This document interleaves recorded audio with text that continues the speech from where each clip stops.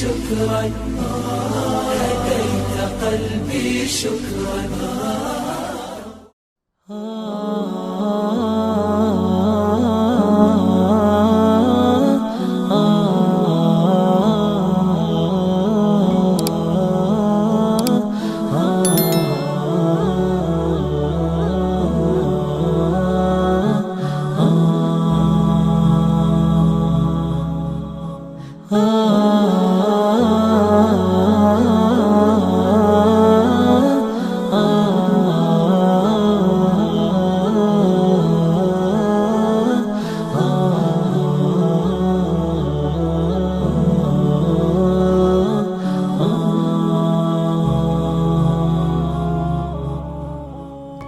جمال الوجود بذكر الإله وتصفو الحياة بنور هدى جمال الوجود بذكر الإله وتصفو الحياة بنور هدى وتطلب نفس جی السلام علیکم. اب ہم آپ سے بات کرواتے ہیں فاؤنڈر آف الویر فاؤنڈیشن میڈم انیلا صاحبہ سے، جنہوں نے اس میڈیکل کا انعقاد کیا، فری میڈیکل کیمپ کا انعقاد کیا.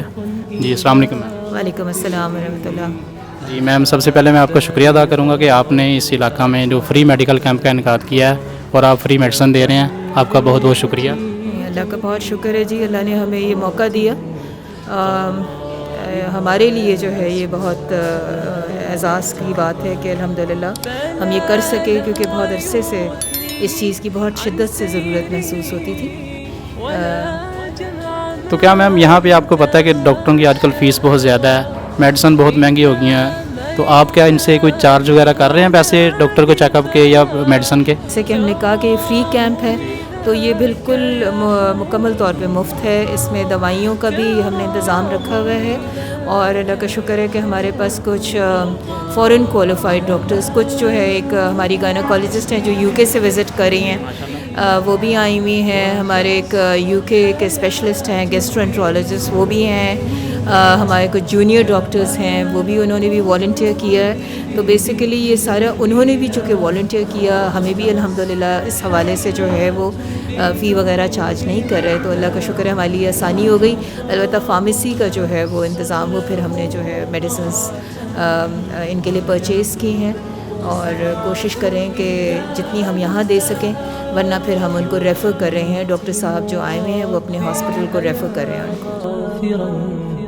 رجوتك عفوا ولا لي سواه ودمع يسيل على مصحف به يصل الله صوف من أتى فتلك سجايا لقلب سليم إلى الله دوما تدور رحى فيا سعد من كان ذا همة إلى جنة في أعالي سماء إلى جنة في أعالي سماء جمال الوجود بذكر الإله وتصفو الحياة بنور هدى جمال الوجود